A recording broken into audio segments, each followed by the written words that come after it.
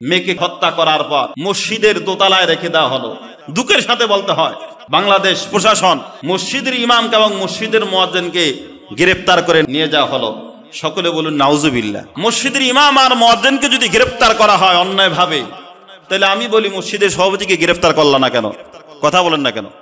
সেক্রেটারিকে গ্রেফতার করলা না কেন? ওদেরকে তো গ্রেফতার করা দরকার ছিল। যখন প্রশাসনকে জিজ্ঞাসা করা হয়, মসজিদের আলেমকে, মসজিদের মুয়াজ্জিনকে, খতিবকে এবং মুয়াজ্জিনকে গ্রেফতার করলেন কেন? বলে ডিএনএ টেস্ট করার জন্য আমরা গ্রেফতার করছি। সম্মানিত হাজিরিন, পরে জানা গেল এটার মেন কারণ হলো মায়ের সাথে চাচার পরকীয়া। মায়ের সাথে মেয়ের চাচার পরকীয়া একমাত্র মেন কারণ। সম্মানিত হাজিরিন, এই পরকীয়ার এটা এমন পর্যায়ে পৌঁছেছে মেয়ের জীবনও শেষ। যদি আপনার সত্যিকার অর্থে ঘটনা সত্য যদি উদ্ঘাটন হয়, মেয়ের মায়ের জীবন শেষ, চাচারটাও শেষ। জোরে বলুন ঠিক কিনা? আরে জোরে বলুন ঠিক কিনা? এই জন্য আমরা দেখেছি পৃথিবীতে অনেক দর্শিত বোনের, দর্শিতা মায়ের মৃত্যু হয়েছে, কিন্তু কখনো ধর্ষণকারীর মৃত্যু হয় না। আপনারা দেখছেন কখনো? এজন্য আমরা যিনি আমাদের বাংলাদেশে যিনি এখন বর্তমানে প্রধান আছেন ডক্টর ইউনূস সাহেব, তার কাছে আমাদের একটা দাবি, যারা ধর্ষণ করেছে, আমার মাকে, আমার বোনকে, ছাত্রীকে যারা ধর্ষণ করে মেরে ফেলেছে, এদের প্রকাশ্যে কয়েকটা বেঈমানকে যখন ব্রাশ ফায়ার করা হতো, ফাঁসিতে ঝুলানো হতো, পুরা বাংলাদেশ, সোনার বাংলাদেশ তৈরি হয়ে যেত। জোরে বলুন ঠিক কিনা? আরে জোরে বলুন ঠিক কিনা? কিন্তু কারে দিবেন? সরে সরে সবাই তো খালাতো ভাই। কিন্তু পত্রিকা খুললে পরে দেখা যায় বিবি নিউজে সব আপনার দলের নেতারা স্বামীরে আপনার বেঁধে স্ত্রীকে সংঘবদ্ধভাবে দর্শন করেছে। বিএনপির রুহুল কবির রেজভী সাহেব, যিনি সাংগঠনিক ছিলেন, ওই অপরাধ যিনি করেছেন তাকে বহিষ্কার করেছে। ধুরু মিয়া, বোকা মানুষ, বহিষ্কার করছেন কেন? আগে আপনি প্রস্তাব রাখা দরকার ছিল এই নাফরমানকে চূড়ান্ত বিচার করা হোক, তারপরে তাকে দল থেকে বহিষ্কার করা হবে। কথা বলেন ঠিক কিনা? এই জন্য মরহুম আইনুদ্দিন আল আজাদ রহমতুল্লাহ বলছেন, নৌকার দানের শীষ, দুই সাপের একই বিষ। বিষ কয়টা? একটা। দুই সাপের একই বিষ। বেশি বাড়াবাড়ি করবেন না, তাহলে স্বৈরাচারে যেই পতন হয়েছে এদের একই পতন হবে। কিন্তু আজ সমাজ এত বড় কলুষিত, এত বড় নিমজ্জিত চলে গেছে। আল্লাহ আমাদের সবাইকে এই কুসংস্কার থেকে আল্লাহ পাক হেফাজত করুন। সকলে বলুন আমিন। ময়না নামক মেয়েটাকে, যাকে এভাবে শহীদ করা হয়েছে, আল্লাহ একে সর্বোচ্চ শহীদের মর্যাদা নসিব করে দেখ। সকলে বলুন আমিন। হযরত হুসাইন রাদিয়াল্লাহু আনহু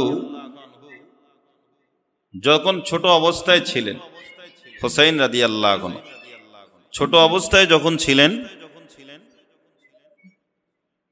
হযরতে ইবনে আব্বাস রাদিয়াল্লাহু আনহুর বিবি উম্মে ফজল বলেন, আমি আজকে রাত স্বপ্নে দেখলাম আমার শরীরের কাটা একটা অংশ আমাকে দেওয়া হলো।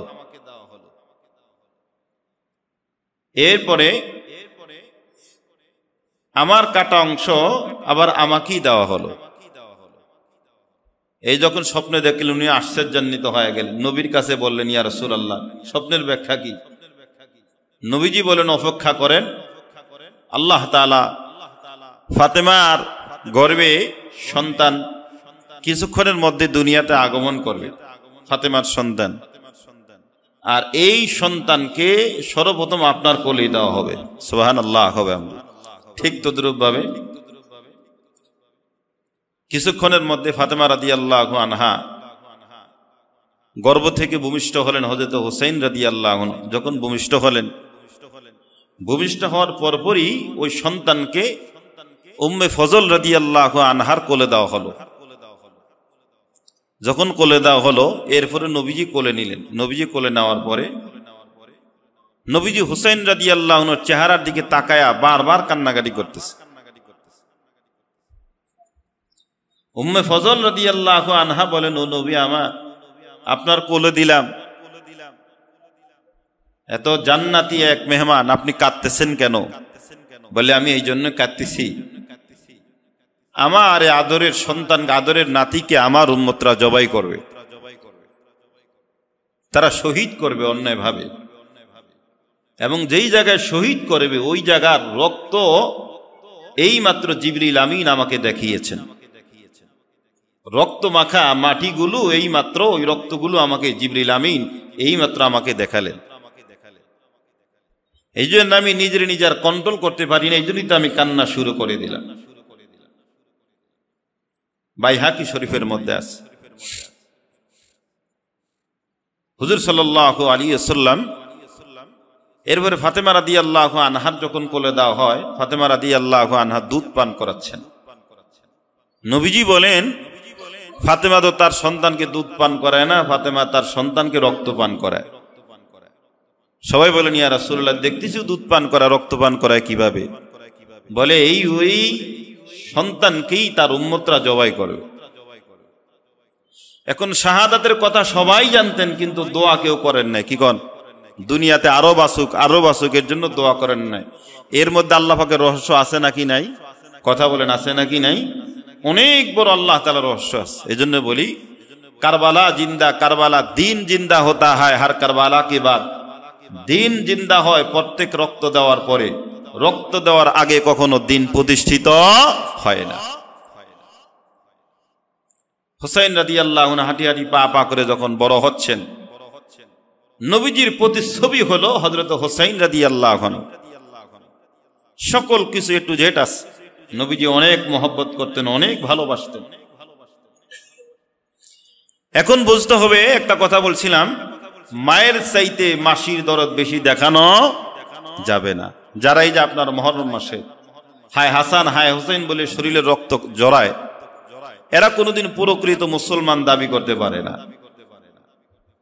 কারণ প্রকৃত মুসলমান ওই ব্যক্তিকে বলা হয় যেটা কোরআন হাদিসে আছে ওইটা আমরা মানবো, কোরআন হাদিসের মধ্যে যেটা না এটা আমরা করছিন কালো মানবো না।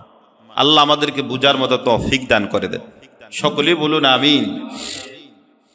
হযরত হুসাইন রাদিয়াল্লাহু আনহু যখন প্রাপ্ত বয়সে উপনীত যখন হলেন, এমন সময় হুসাইন রাদিয়াল্লাহু আনহু ছিলেন, তার ভাতিজা ছিল, পরিবারের লোকজন ছিল, পর্যায়ক্রমে আরো সাহাবায়ে কেরাম ছিলেন, মক্কায় ছিলেন। সবাই মহব্বত করত, সবাই ভালোবাসত। এই মুহূর্তে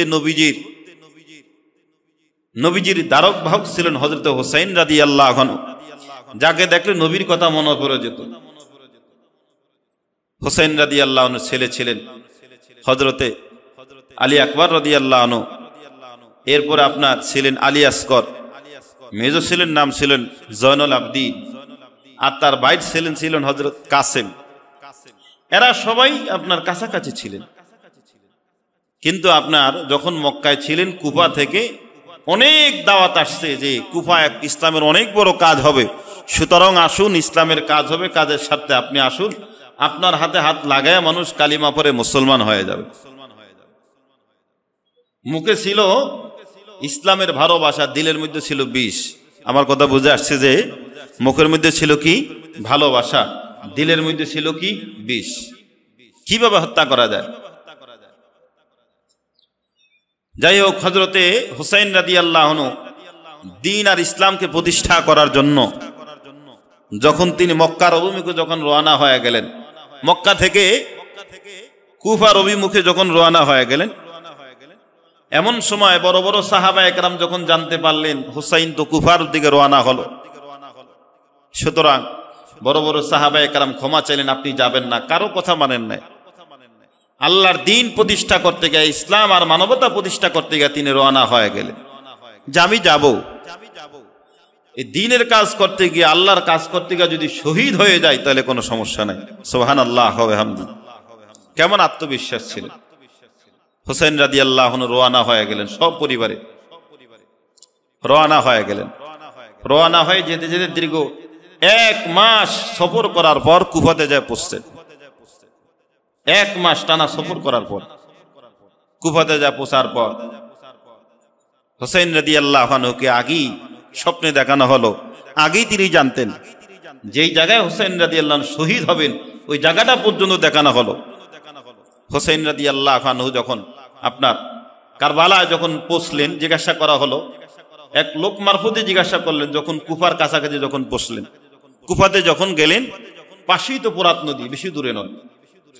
জিজ্ঞাসা করলেন এটা কোন জায়গা? বলে এটা কারবুম ওয়া বালা, যার বাংলা হলো কারবালা। হুসাইন রাদিয়াল্লাহু আনহু বুঝতে আর বাকি নাই, এখানেই তো আমার শাহাদাত বরণ করতে হবে, এখানেই তো আমার ভাতিজারা, আমার সাহাবীরা, আমার সাথে যারা আছে তারা তো এই জায়গায় শহীদ হবে। সুতরাং মুসলমান কখনো যুদ্ধে জড়ায় না, আগে দাওয়াত দেয়। কি বলেন, আমার কথা বুঝছেন সবাই? মুসলমান আগে কখনো যুদ্ধে জড়ায় না। যাই হোক, তিনি বললেন আমারে যুদ্ধ জড়ানোর আগে আমারে সরাসরি যেতে দাও। যখন গেলেন চতুর্দিকে বেঈমানেরা তাকে অ্যাটাক করে ফেললেন। হোসাইন বললেন না, আমার 3টা কাজ করতে দাও, হয়তো সরাসরি ইয়াজিদের সাথে আমাকে কথা বলতে দাও, অন্যথায় আমার রাস্তাটা আমাকে ছেড়ে দাও, অন্যথায় যে কোনো মরুভূমিতে তোমরা আমাকে যাওয়ার জন্য নির্দেশ দাও। তারপর আমি পায়ে পাড়া দিয়া যুদ্ধ করার জন্য রাজি নয়। কিন্তু ওরা যুদ্ধই করবে বেঈমানরা। পানি বন্ধ করে দিল, 3 রাত 3 দিন পর্যন্ত পানি বন্ধ করে দিল। যুদ্ধের জন্য সবাই প্রস্তুত হয়ে গেল, হোসেন রাদিয়াল্লাহু আনহু সহ তারাও প্রস্তুত হয়ে গেল, কিচ্ছু করার নেই। যুদ্ধ করতে করতে এক পর্যায়ে তার সন্তান ভাতিজা কাসেম, তার ভাতিজা কাসেম উনি শহীদ হয়ে গেলেন। ইন্না লিল্লাহি ওয়া ইন্না ইলাইহি রাজিউন। এরপরে তার সন্তান আলী আকবর উনি শহীদ হয়ে গেলেন। আলী আসগর পানি পান করার জন্য যখন ফোরাতের কাছাকাছি যখন চলে গেলেন, যে আমাদের যেহেতু এত আমরা অপরাধ করে ফেলেছি, আমাদের সবার অপরাধ, কিন্তু এই বাচ্চাটাকে তোমরা পানি পান করতে দাও। বাচ্চাটাকে পানি পান করতে দিল না, বরং যখন পানি পান করার জন্য যখন ফোরাত নদীতে যখন নামলেন, এমন সময় সন্তানের মুখে পানি দিবেন, এমন সময় দূর থেকে নাফরমানরা তাকে লক্ষ্য করে তীর নিক্ষেপ করেছে। তীর এই পাশ দিয়া ঢুকলো, এই পাশ দিয়ে বের হয়ে গেল, আরব তীর এখনো পর্যন্ত বাকি আছে। হোসেন রাদিয়াল্লাহু আনহু নিজের হাত দিয়ে তীর খুললেন, আর রক্তগুলো জমিনে পড়ার আগে রক্তগুলো শরীরের মধ্যে দিয়ে দিলেন, আর বলেন আল্লাহ, আমি চাইতেছি কি আর আপনার নবীর উম্মতরা আমার সাথে কি ব্যবহার করতে। হোসেন রাদিয়াল্লাহু আনহু বলে, যদি আমি অপরাধ করি তাহলে আমার সাথে তোমাদের ফয়সালা হবে, আমার সাথে তোমাদের মোকাবেলা হবে, কিন্তু এই সন্তানটাকে পানি পান করতে দাও। বেঈমানেরা কেউ শুনলো না, কেউ শুনলো না, বরঞ্চ তারা একাকার হয়ে যখন আক্রমণ শুরু করে দিল, হুসাইন রাদিয়াল্লাহু আনহু বলেন, আল্লাহ, আমি চেয়েছিলাম কি, ও আল্লাহ, আপনার নবীর উম্মতরা আমার সাথে কি ব্যবহার করলো। এইভাবে যখন আর্তনাদ আর যখন কান্না শুরু করে দেয়, আসমান জমিন পুরা কান্নার যখন রোল শুরু হয়ে গেল। ও নবীর উম্মত, পরিবারের মধ্যে একমাত্র জয়নুল আবিদিন ছাড়া পুরুষের মধ্যে আর কেউ নাই, সবাই যখন শহীদ হয়ে গেল, এমন সময় জয়নুল আবিদিন অসুস্থ মানুষ আব্বা জানের কাছে হাজির হয়ে গেল, আর বলেন, আব্বা জান, আপনি আমারে যুদ্ধ যাওয়ার জন্য অনুমতি দেন, আমি তো শহীদ হতে চাই। আমার ভাইরা তারা শহীদ হয়ে মাওলার জান্নাতে চলে গেল। হোসেন বলেন, আরে সন্তান না, তুমি অসুস্থ মানুষ, তুমি যদি শহীদ হয়ে যাও, এদেরকে কে আবার মক্কায় নিয়ে যাবে। হযরতে জয়নুল আবিদিন কান্নার আওয়াজ, আর বলে, আব্বা জান, ভাইজানেরা শহীদ হয়ে মাওলার জান্নাতে চলে গেল, আমি বুঝি শাহাদাতের পেয়ালা পান করতে পারবো না। এই বলে ধুকে ধুকে তিনি কান্নার আওয়াজ শুরু করে দিলেন। এমন সময় হুসাইন রাদিয়াল্লাহু আনহু ফজরের নামাজ পড়লেন।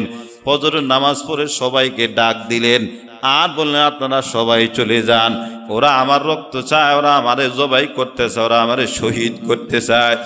যখন এই কথাটা বললেন, পুরা রুমের মধ্যে কান্না শুরু হয়ে গেল।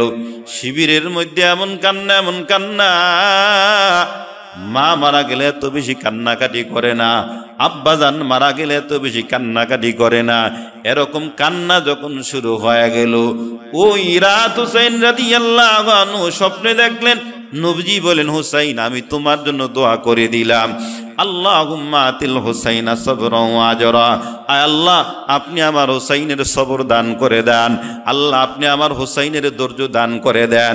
আল্লাহ, আপনি আমার হুসাইনকে পাটা মজবুত করে দেন। এইভাবে নবী আমার হুসাইন রাদিয়াল্লাহু আনহুর বুকের মধ্যে হাত দিয়া দিয়া দিয়া দিয়া স্বপ্ন যোগে নবীজি দোয়া করলেন, আর বললেন, আজ রাত আমার নানা আমার জন্য দোয়া করেছে, আমি মনে হয় দুনিয়ার জমিন থেকে বিদায় হয়ে যাব।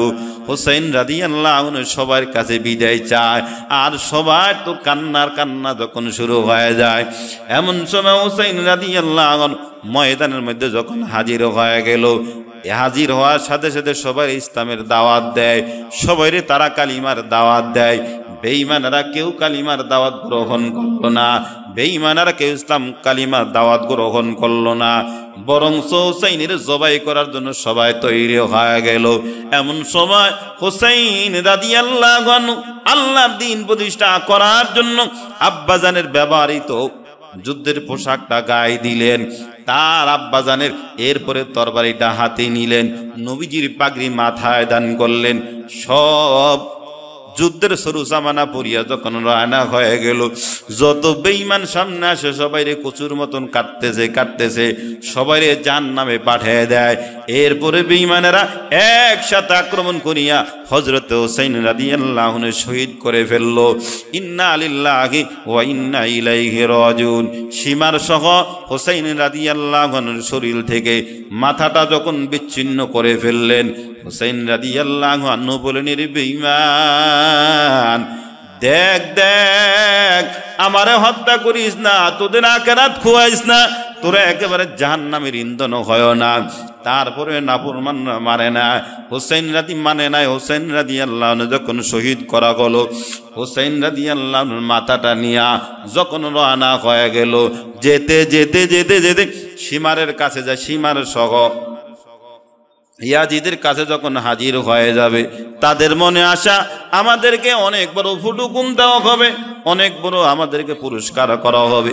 ইতিমধ্যে এক জায়গায় যখন থামলেন, আর ওই জায়গায় হঠাৎ করে গাইবি কলমের একটা আওয়াজ শুরু হয়ে গেল, আতারজু উম্মাতুন কতালাত হুসাইনা শাফাআত দিহি ইয়াউমাল হিসাবি।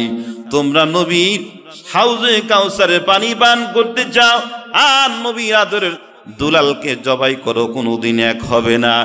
এরপরে যখন সামনে আগালেন, একজন পাদ্রীর বাসায় রাত্রে যখন অবস্থান করলেন, পাদ্রীর বাসায় রাত্রে যখন অবস্থান করার পর ওই পাদ্রী বললেন, এটা কার মাথা? বলে হুসাইনের মাথা। কোন হুসাইন? বলে মুহাম্মদের নাতি হুসাইনের মাথা। এই কথা যখন বললেন, পাদ্রী তো লাভ দিয়ে দাঁড়িয়ে গেছে, পাগড়ি আত্মহারা হয়ে গেছে। পাগড়ি বললেন, মুহাম্মদ সাল্লাল্লাহু আলাইহি ওয়াসাল্লামের নাতি হযরত হুসাইনের মাথা। বলে হ্যাঁ, হুসাইনের মাথা। যখন এই কথা বললেন, পাদ্রী বড় বিচলিত হয়ে গেলেন, আর বললেন, আজকে রাত্রে তোমরা আমার কাছে থাকবে? বলে হ্যাঁ থাকবো। তাহলে এই রাত্রেটার জন্য তোমরা মাথাটা আমার কাছে দাও। বলে এমনি হবে না, আমাদেরকে টাকা দিতে হবে, পয়সা দিতে হবে। বেঈমানেরা বলল, যাও। পাদ্রী বলল, টাকা দিল আমি রাজি আছি, পয়সা দিল আমি রাজি আছি। বলে কত টাকা দেওয়া লাগবে? বলে 80 দিনার দিরহাম দেওয়া লাগবে। তাহলে আমরা এই মাথাটা তোমার কাছে রাত্রিবেলা আমরা তোমার কাছে জমা দিব, অন্যথায় আমরা তোমার কাছে কোনোদিন জমা দিব না। যখন এই কথা বললেন, ঠিক আছে, এক রাত্রের জন্য 80 দিনার দিরহামের বিনিময়ে পাদ্রী মাথাটা নিলেন। নেওয়ার পর সারা রাত হুসাইন রাদিয়াল্লাহু আনহু ক্ষত বিক্ষত চেহারাটার আপনার আতর লাগায়, কখনো সাবান লাগায় পুরা চেহারার থেকে রক্তগুলো মুছতেছে, আর চিৎকার করে কান্নাকাটি করতেছে, আর বলতেছেন, ও মাওলা, আমি তো একজন পাদ্রী, আমি জানছি এবং আমি শুনছি এই চেহারা মোবারকের মধ্যে মুহাম্মদ অসংখ্য অগণিত বার চুমা দিয়েছে।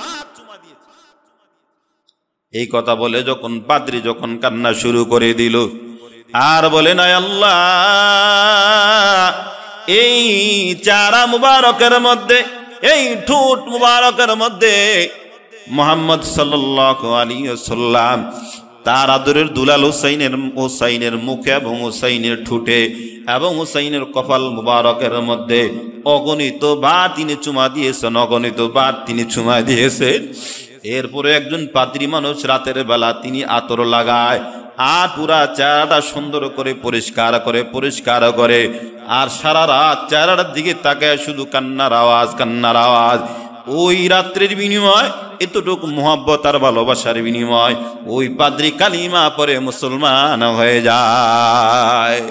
লা ইলাহা ইল্লাল্লাহু মুহাম্মাদুর রাসূলুল্লাহ সাল্লাল্লাহু আলাইহি ওয়াসাল্লাম। পাদ্রী তো কালিমা পড়ে মুসলমান হয়ে গেল। আর ওই খারাপ মানুষরা আর নাফরমানরা যারা টাকাগুলো নিয়া রাতের বেলা ভাগ বাটোয়ারা কইরা তাদের ব্যাগের মধ্যে রাখলো, মানি ব্যাগের মধ্যে রাখলো, থৈলার মধ্যে রাখলো, কিন্তু সকালবেলা দেখা যায় ওই যে টাকা পয়সার এক পৃষ্ঠা লেখা ছিল, ফালা তাহসাবান্নাল্লাহা গাফিলান আম্মা ইয়ামালুয যালিমুন। আল্লাহ জালেমদের সম্পর্কে বেখবর নন, আমার আল্লাহ সকল কিছুই জানেন। এক পৃষ্ঠায় লেখা ছিল, অন্য পৃষ্ঠায় লেখা ছিল। আল্লাহ তাআলা জালেমদেরকে ছাড় দেন, কখনো আল্লাহ ছেড়ে দেন না। আল্লাহ জুলুম যারাই করবে, অপরাধ যেই করবে, আল্লাহ তাআলা জালেমকে ছাড় দিবেন, আল্লাহ কখনো ছেড়ে দিবেন। কথা বলেন না কেন? কথা মনে হয় বুঝেন না? আমরা যখন আমাদের গ্রাম বাসায় আমাদের যখন পুকুরে আমরা যখন বসি ফেলাই, আগে মাছকে আদার দেওয়া হয়, এরপরে যখন আদার খায় টান দেওয়া হয়। তখন আদার আসল ওরে খাওয়ার জন্য দিছি না ধরার জন্য দিছি? আরে কথা বলেন, কথা বলেন, ধরার জন্য দিছি নাকি নাকি খাবার জন্য দিছি? তাকে আমরা ধরার জন্য দিয়েছিলাম। আল্লাহ পাক বলেন, আমি আল্লাহ তাআলা বেখবর নয়, আমি আল্লাহ তাআলা সকল কিছুই জানি। তবে আমি আল্লাহ তাআলার ধরা বড় কঠিন ধরা। ইন্না আযাবি রাব্বিকা লাশাদীদ। আমি আল্লাহ তাআলার ধরা বড় কঠিন ধরা। আমি আল্লাহ তাআলার ধরতে জানি, আমি আল্লাহ কখনো ছাড়তে জানি না। যারাই জুলুম করেছিল কেউ নাই।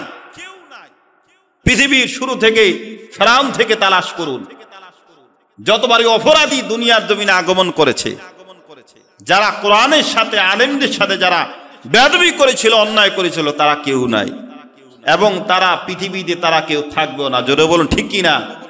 আল্লাহ আপনাকে আমাকে বুঝার মতো তৌফিক দান করে দেন। সকলে বলুন আমিন। হোসাইনের বংশধর, হোসাইনের যারা মোহাব্বত করে ভালোবাসে, তারা কিয়ামত পর্যন্ত থাকবে। তারা হলাম আমরা। তারা কারা? আরে কথা বলেন না কেন?